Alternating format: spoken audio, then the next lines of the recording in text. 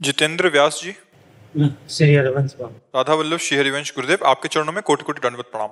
महाराज जी, मैं आपके सत्संग यूट्यूब के माध्यम से लगभग 3 साल से जुड़ा हुआ हूँ और आपके बताए अनुसार श्री राधा नाम का जप करने की पूरी कोशिश करता हूँ। लेकिन महाराज जी, मन अभी भी बहुत भटकता है। महाराज जी, एक बार आपने कहा था कि भगवत प्राप्ति के लिए दैन्यता भाव होना बहुत जरूरी है। महाराज जी, मन को कंट्रोल करने और मन में दैन्यता भाव लाने के लिए मैं अब क्या करूं? देखो, जब अपने हाथ में कंट्रोल न रहे तो बड़े के हाथ में दे देना चाहिए, और सबसे बड़े भगवान है। नहीं, तुलसीदास जी कह रहे हैं, हो हार्यो करि जतन विविध विधि, अतिशय प्रबल अजय, तुलसीदास बस होई तबहि, जब प्रभु पेरक बरजय, हरिजू मेरो मन हठ न तजय। हे हरि, ये मेरा मन हठ नहीं, मैं हर उपाय करके देख लिया है, मेरे बस में नहीं हो। हे शरणागत प्रतिपाल, आपके सब रोज भगवान से प्रार्थना करो, नाम जप करो, भगवान की लीला चरित्रों का गायन करो, श्रवण करो। कभी न कभी तो दीनानाथ के कान में भनक पड़ेगी, और जिस दिन वो हेर लिए तो मन शांत हो जाएगा, निर्मल हो जाएगा, पक्का। यही उपाय है, भगवान को पुकारो, एकांत में भगवान से प्रार्थना करो। हे पतित पावन, हे दीन बंधु, मेरे बस की बात नहीं कि मन रुक। ये हम आपसे सच्ची कहते हैं, जो काम बड़ी बड़ी साधनाओं से नहीं होता वो प्रार्थना से हो जाता है। भगवान तुम्हारे अंदर में बैठे ही सुन रहे। अहंकार के कारण हमारी बात नहीं सुनी जाती है, और अगर हम दैन्य होकर हृदय से पुकारें, मन शांत, रोना आ जाएगा आपको। रोना आने का मतलब हमारा कनेक्शन फिट हो गया, तभी रोना आएगा। हे नाथ, हे करुणा, पतित पावन प्रभु, आप देख रहे हो, लाख बार प्रयास करता हूं, हर बार हार जाता हूं, नाथ आप मुझे बल दे। और ये प्रार्थना बराबर होनी चाहिए, ये नहीं कि एक बार कर लिया, 2 बार कर लिया प्रार्थना, जीवन भर प्रार्थना ही कर ली है, ठीक तभी होगा। लंबे समय तक श्रद्धा बनाए रखे, श्रद्धा ना तोड़े। मन नहीं लग रहा, नहीं लग, तुम्हारी प्रार्थना हो रही, तुम शरणागत हो, नामे भक्ता प्रणश्यति, भगवान ने कहा मेरे भक्त का नाश नहीं होता। तो हम इंतजार करें प्रभु की कृपा का, नाम जप करते हुए, उनकी लीला कथा श्रवण करते हुए, पढ़ते हुए, और आर्त भाव से प्रार्थना करें तो निश्चित मन लग जाएगा। हम लोग उसी मार्ग से चले हुए हैं, पूरी जवानी, पूरा जीवन व्यतीत हुआ। अब भगवान की कृपा से आयास प्रयास रहित जीवन है। समझ पाओ तो समझ पाओ, आयास प्रयास रहित जीवन है। बस जैसे लिफ्ट में बैठे हैं, अब कहाँ ले जा रहा है लिफ्ट वाला, किस फ्लोर में खोलेगा, क्या करेगा, अब बस देख रहे हैं। अब कुछ नहीं ये बात की कहीं लगाना है, कहीं हटाना है, कुछ करना है, कुछ नहीं। आयास प्रयास रहित शांत जीवन, जैसे जोई जोई प्यारो करे सोई प्रेम भावे। एक ही उपाय है, साधना नहीं, कृपा। बिन रोए किन पाइया, प्रेम प्यारा में। प्रभु से प्रार्थना करें। बड़े बड़े संतों के आप पद पढ़ के देखो, उसमें ये पीड़ा पाई गई उनके हृदय में कि मन मेरा मत वाला गयंद हाथी है, प्रभु हर जंजीर तोड़ देता है, नाथ इसे संभालो। चाहे मीरा जी हो, चाहे जो भी महापुरुष हो, सब मन के विषय में जब बात की तो सब रोई पड़े, क्योंकि ऐसा है ये। और जिनका रुका वो केवल भगवत कृपा से, गुरु कृपा ही केवलम, गुरुदेव की कृपा, भगवान की कृपा, उसी से मन। नहीं तो बहुत बलवाल है, चाहे जितना ज्ञान बोलो, चाहे जितना ज्ञान सुनो, वो जब अपने आप में आ जाएगा तो गलत करवा ही देगा। भगवान कृपा करें तो बच सकते। इसलिए उन्हीं की कृपा की बाट जो लीला कथा, हमारे शब्दों पर ध्यान दो, लीला कथा श्रवण करो, लीला कथा कथन करो, गायन करो, नाम जप करो, पवित्र हार, और भगवान से एकांत में प्रार्थना करो, प्रभु मेरे बस की बात नहीं, आप संभाल लो, वो संभाल लेंगे। ठीक है, चिंता ना करो, भगवान की शरण में हो, चिंतन करो, चिंता करने की जरूरत, वो ऐसे संभाल देंगे। पूरे हम जीवन की बात कह रहे हैं, वो ऐसे संभाल देंगे तुम्हें पता भी नहीं चलेगा। जो काम बहुत बड़ी बड़ी साधनाओं से, कठिनता से बनते हैं, वो ऐसे सहज में बन जाएंगे।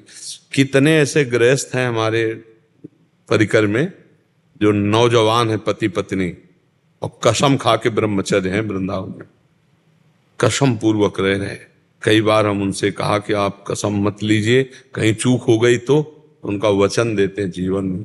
अब आप सोचो, बड़े बड़े साधक को स्त्री के साथ एक ही मकान में रह रहे हैं और पूर्व संबंध रहा है और वहीं ब्रह्मचर्य से रह रहे, कितना बढ़िया साधन है। मतलब धोखे का कोई चांस ही नहीं है। तो एक कृपा की बात है कि नहीं भाई? भला कमाल का ब्रह्मचर्य तो वो है कि जहां ब्रह्मचर्य नष्ट होने के 100% चांस है और वहां वो ब्रह्मचारी, तो उसको गिरा कौन सकता है? ये बात केवल कृपा से बनती है और किसी से नहीं बनती। तो हमें बड़ा आश्चर्य होता है, कई जोड़ी ऐसे हैं जो कसम पूर्वक ब्रह्मचर्य रह रहे हैं। तो हमें लगता है भगवान कृपा करे तो असंभव भी संभव हो जाए। मूकम करोति वाचालम पंगुम लंघयते गिरिम यत् कृपातमहं वंदे परमानंद माधवम। वो कर्तुम अकर्तुम अन्यथा कर्तुम सर्व समर्थ है। छोटे छोटे बच्चे हैं, मन को मार करके रात दिन भजन में लगे हैं। तो अगर भगवान कृपा करें तो मन क्यों नहीं शांत हो जाएगा? भगवान की कृपा से क्या नहीं हो सकता? हम कृपा देखते हैं कि कृपा से क्या नहीं हो सकता। एक फटी बनियान, फटी मार्किन डाले हुए, ऐसे चद्दर डाले हुए, और जिनका स्वभाव ही था विलासिता, वो सारी विलासिता से अलग हटे हुए। तो हमें लगता है कि हम अपने मन की दौड़ भाग में ऊबे ना, हम भगवान से प्रार्थना करें। बड़ा चमत्कार है प्रार्थना में। अरे भगवान का अवतार हो जाता है भैया, भगवान का अवतार हो जाता है। इसलिए भगवान से प्रार्थना करो, लीला कथा का श्रवण गायन करो और नाम जप करो, मस्त रहो। जब मन भागे तो तुम्हें देखो गलत जा रहा है तो अनुमति मत देना, बस गलत करने की अनुमति मत देना। वो भाग करके कुछ बिगाड़ नहीं पाएगा आपका, वो लौटकर आपके ही पास आएगा। चाहे जहां भाग के जाए उसके आश्रय आप हो। जब आप उसके आश्रित हो जाते हो तो गलत करवा देता है, जब आप आश्रित न हो तो कभी गलत नहीं करा सकता। दामिनी रघुवंशी जी, राधे राधे। राधे राधे महाराज जी। महाराज जी ये कह रहे हैं कि एक बहुत अच्छे संत थे, उनके प्रति इनका दोष दर्शन हो गया था। सभी जने कहते थे वो बहुत अच्छे हैं, बट ये विश्वास नहीं करते थे। इनके अपराध बन गया, बट अभी वो इस धराधाम पे नहीं रहे। तो इनके मन में एक ग्लानि सी है कि मैं उनके प्रति दोष दर्शन कर लिया, इससे मैं कैसे मुक्त हो पाऊँ? उन्हीं से प्रार्थना करो, उन्हीं का ध्यान करके उन्हीं से प्रार्थना करो, वही क्षमा करेंगे। तब ऐसा है, देखो हमने कई बार बात स्वाभाविक चर्चा में, बहुत इसे ध्यान से सुनना, शुद्ध सोने का कोई आभूषण नहीं बनता। पहली बात समझ लो, कुछ न कुछ मिलावट होती है तभी वो आभूषण बनता है। क्यों ऐसा होता है ना? तो ये जो मनुष्य शरीर बना है मिलावट से बना है, पाप और पुण्य।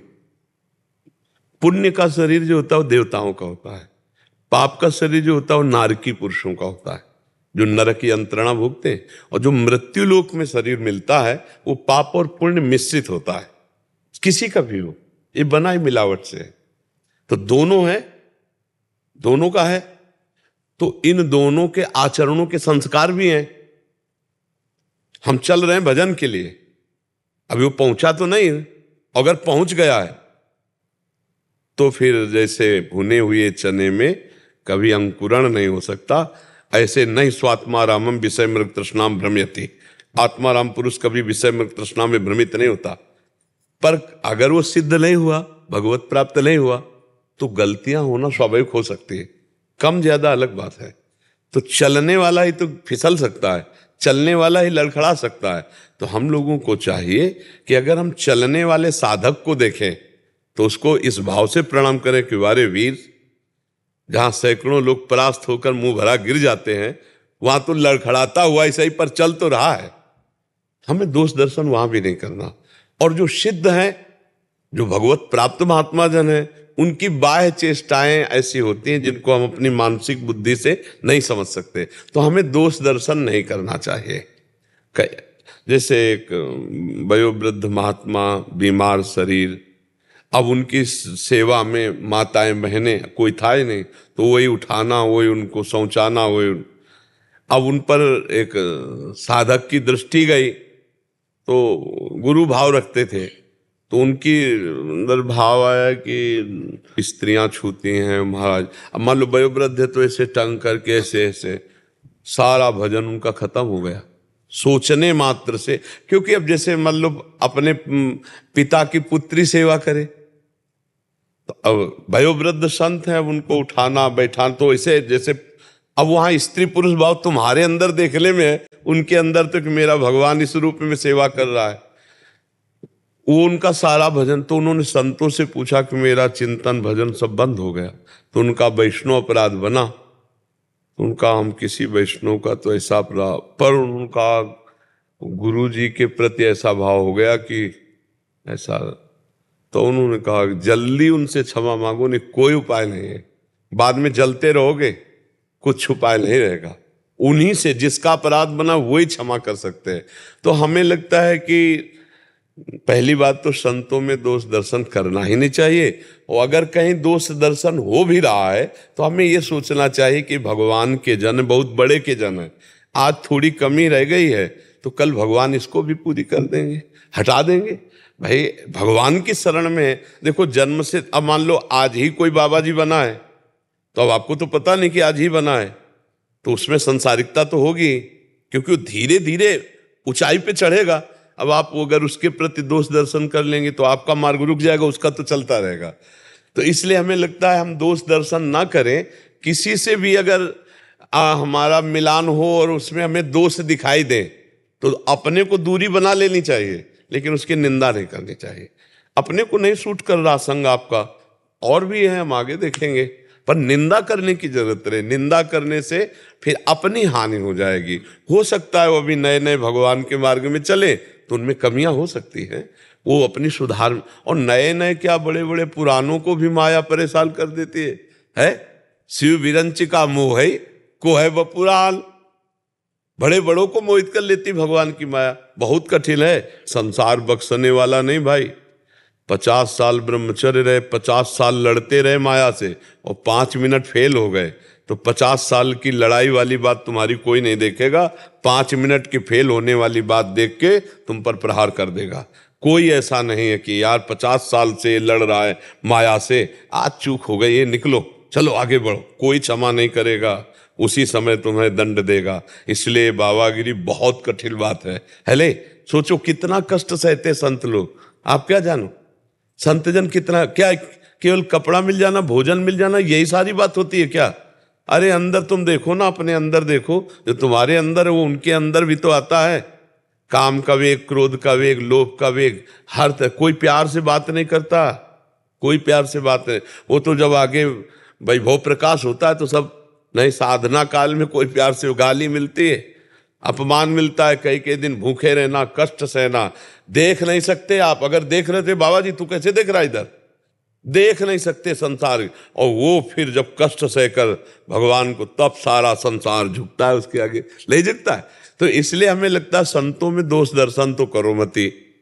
देखो कुछ होते हैं जो इस वेश का प्रयोग केवल वासना पूर्ति के लिए करते हैं, वो एक दंभ पाखंड अलग होता है। लेकिन जो सच्चाई से चलता है तो चढ़ने वाला ही फिसल सकता है, दौड़ने वाला ही गिर सकता है, और गिरने वाला ही उठकर लक्ष्य को प्राप्त करता है। तो हमें लगता है दोष दर्शन नहीं करना चाहिए, और अगर दोष दर्शन हो रहा है तो हमें हट जाना चाहिए, निंदा नहीं करनी चाहिए। अगर हम निंदा नहीं करेंगे तो हमारा मार्ग पुष्ट हो जाएगा। वो भगवान के जन है तो साम दाम दंड भेद से भगवान एक दिन उन्हें सच्चा भगत बना लेंगे, क्योंकि भगवान की शरणागति व्यर्थ नहीं जाती।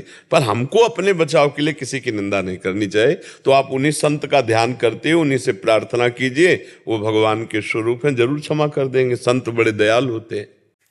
प्रदीप जी पंजाब से। राधे राधे। राधे राधे महाराज जी, आपके चरणों में कोटि कोटि प्रणाम। गुरुदेव जी, कभी कभी श्री जी की कृपा से जप बहुत अच्छा होता है, पर कभी कभी जप करते करते दिमाग कहीं और ले जाता है, जिसका कोई मतलब नहीं होता, ऐसी जगहों पर ले जाता है महाराज जी। ये त्रिगुण का चक्र चल रहा है ना, कभी सतोगुण आया तो बढ़िया भजन में मन लगा, कभी रजोगुण आया तो भोग की बातें आ गई, कभी तमोगुण आया तो गुस्सा की बातें आ गई, कभी आलस्य प्रमाद स्थिति आ गई। ये 3 गुणों का चक्र चल रहा है। अब जब तक त्रिगुणातीत नहीं होगा तब तक एक रस भजन का स्वाद नहीं आएगा। जो रस एक अनुभूति हुई तो जी भगवत स्वरूप हो गया। जो ज्ञान एक रस रहे तो जीव फिर इसमें अंतर क्या। तो कबहू तो थोरो भजन, कबहू होत विशाल, मन को धीरज छुटे नहीं, गाहे न दूधी चाल। थोड़ी देर मन भटकेगा, नाम जब चला रहे हो वो फिर आके लग जाएगा, फिर शांत हो जाएगा। हम दूसरा प्रपंच न स्वीकार करें, चलो 4 लोगों के पास बैठकर बात, फिर तो बदल जाएगा, फिर तो तमोगुण लंबा खिंच जाएगा। नहीं तो तमोगुण रजोगुण भजन में विक्षेप पहुंचाता है। हम नाम जप के द्वारा इसका नाश भी कर देंगे। पर समय लगेगा। जैसे हमारा मन जा रहा है, तुम बार बार उसे ला रहे हैं। मन को लाना नहीं पड़ता, जहां सोचो चला गया सो ही आ जाएगा। उसको बड़ा चतुर है, जहां आप देखो कि अरे ये तो भाग गया सो ही आ जाएगा, फिर जपने लगेगा राधा राधा राधा राधा, और जहां लगा कि अब तो जप रहा है तो फिर भाग जाएगा। और इसी को बार बार लाना साधना है। जहां जहां मन जाए उसे बार बार हटाकर नाम में लाओ। कभी कभी बिल्कुल आनंद नहीं लगेगा, कभी बहुत आनंद लगेगा। सतोगुण होगा तो आनंद लगेगा, रजोगुण होगा तो नाम जब चल रहा होगा लेकिन भोगों में आनंद की अनुभूति वाला चिंतन होगा। और तमोगुण होगा तो तुम्हें कहो 10 साल पहले जिसने कभी गाली दी है उसकी याद आएगी, गुस्सा आ जाएगी, उसने ऐसा क्यों कहा था, सब ये भजन में। तब आपको लगेगा बेकार की बातें क्यों सोच रहा है, क्योंकि वो डिलीट हो रहा है। उसके अंदर जो भरा हुआ सामग्री वो सब खत्म हो रहा है। नाम जब करते रहो, तीनों गुणों का अस्तित्व मिट जाएगा। नाम जब त्रिगुणातीत कर देता है। भगवान की चर्चा सुनो और नाम जप करो, पवित्र आहार रखो। आहार पवित्र हो, जैसा खाए अन्न वैसा बने मन। बहुत पवित्र आहार रहो और अच्छे संग करो। गलत लोगों का संग, जिनके संग कुमति मति उपजय, करत भजन में भंग तजोरे मन, हरि विमुखन को संग। यद्यप सबका सम्मान करे, पर जो भगवान से विमुख हो उनसे ज्यादा संग न करे, नहीं तो अपने भजन में विक्षेप पड़ता है। और धैर्य पूर्वक भजन करे। जब भजन में मन लग गया तो फिर तो बढ़िया बात है, नहीं लगा तब हमको डट के भजन करना है, तभी तो भजन में साधना मानी जाएगी। जब मन नहीं लग रहा और बिल्कुल खिन्नता, तब हम डट के भजन, तब मन अपने आप पवित्र होने लगेगा। त्रिगुण का जो चक्र है वो ढीला पड़ने लगेगा। नहीं तो चलता रहता, कभी रजोगुण, कभी सतोगुण, कभी रजो तमो मिल करके, कभी रजो सतो मिल करके, कभी अकेले तमोगुण, ऐसे सब चलता रहता है। तो हम उनमें ना प्रभावित हो।